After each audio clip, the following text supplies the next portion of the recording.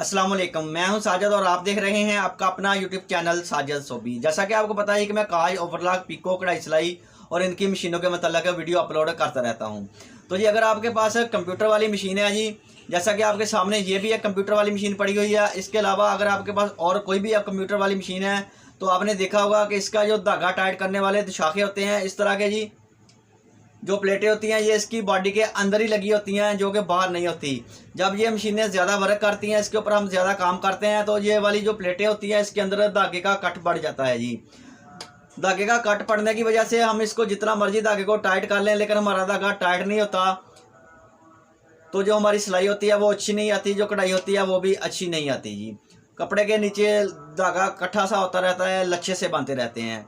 तो आज मैं आपको एक ऐसा जुगाड़ बताऊंगा। आपने इस तरह का शाखा ले लेना है जी। ये सिलाई वाली मशीनों की जो शॉप होती हैं उधर से आपको बहुत ही इजीली मिल जाएगा जी। तो इसका मैं आज ऐसा जुगाड़ लगाऊंगा, इस मशीन के साथ इसको अटैच करूंगा जी।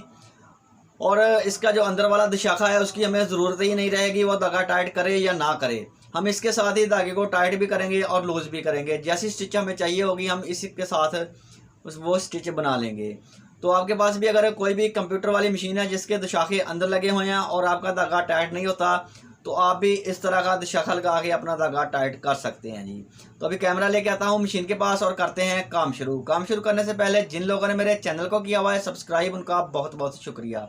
और जो मेरे चैनल पे नए हैं चैनल को ज़रूर सब्सक्राइब कर लें और बेल आइकन को प्रेस कर लें, ताकि इस तरह की आने वाली वीडियो का नोटिफिकेशन सबसे पहले आपको पहुँचे और आप इसको देख सकें। शुक्रिया। तो देखें जी, ये वाली मशीन के जो शाखा है बाहरी लगा हुआ है, इसकी प्लेटें ख़राब हो जाए तो शाखा ख़राब हो जाए तो हम बहुत ही आसानी के साथ इधर बाहर से ही इसको चेंज कर लेते हैं। और यही शाखा मैंने लिया है जी, ये वाला देखें जी। और ये वाला शाखा हम फिट करेंगे कंप्यूटर वाली मशीन के साथ जी।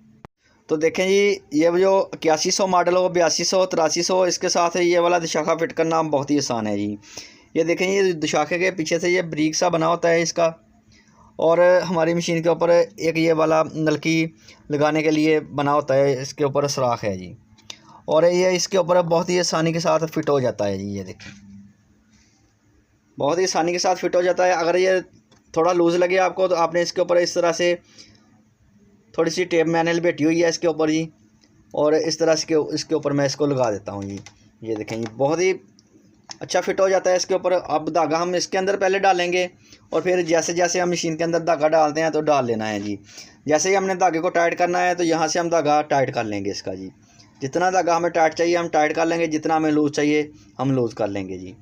तो इस तरह से हम इस मशीन को ये शाखा लगा सकते हैं जी, जो कि इसके शाखे इधर इसके अंदर होते हैं जी।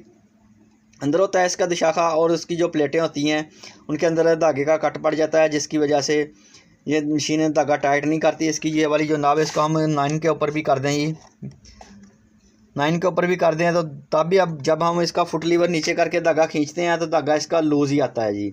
अगर ऐसी प्रॉब्लम आपके साथ भी है तो आप इस तरह से शाखा लगा के अपनी प्रॉब्लम सॉल्व कर सकते हैं जी। तो ये वीडियो अच्छी लगी है तो वीडियो को ज़रूर लाइक करें और मेरे चैनल को ज़रूर सब्सक्राइब करें। नेक्स्ट वीडियो के लिए मुझे दीजिए इजाज़त और अपना रखिए ख्याल। अल्लाह हाफिज़।